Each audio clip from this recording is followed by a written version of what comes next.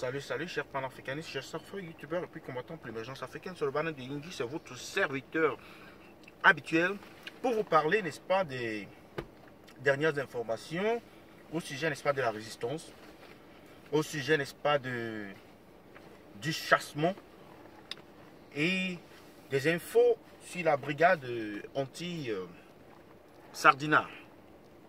Alors, la brigade anti-Sardinat a mené une opération hier au niveau de Nanterre, à Paris, et cela concernait, n'est-ce pas, le chef Pangouin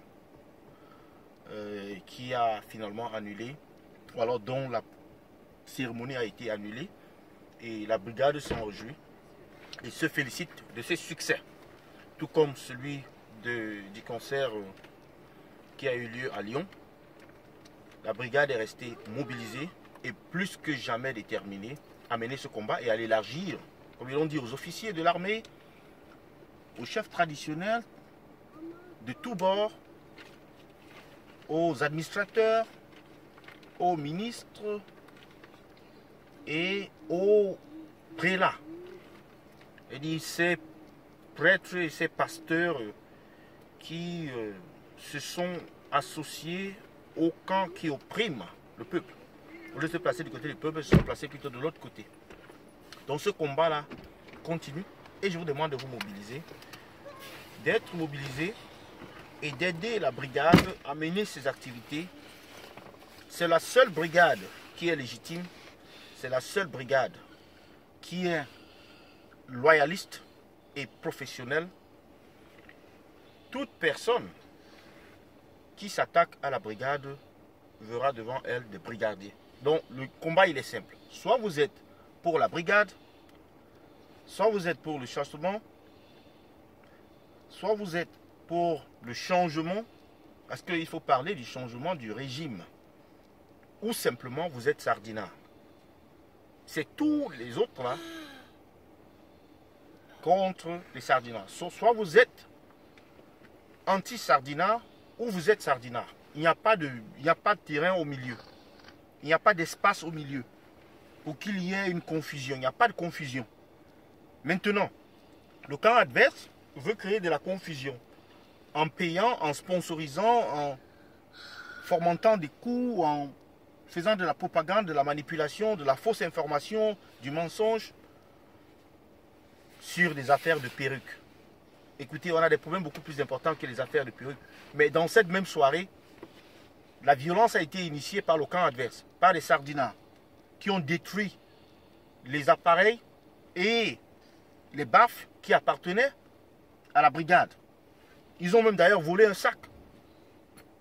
Ils ont volé un sac qui contenait, n'est-ce pas, des choses qui appartenaient à quelqu'un de la brigade, un brigadier.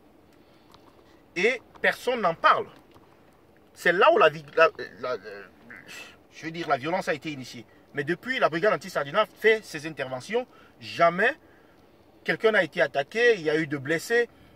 Mais il y a des brigadiers qui se sont blessés hier, qui ont été blessés par, n'est-ce pas, les Sardinats, qui avaient pour objectif clair de les attaquer physiquement, les pousser à réagir, les pousser à bout.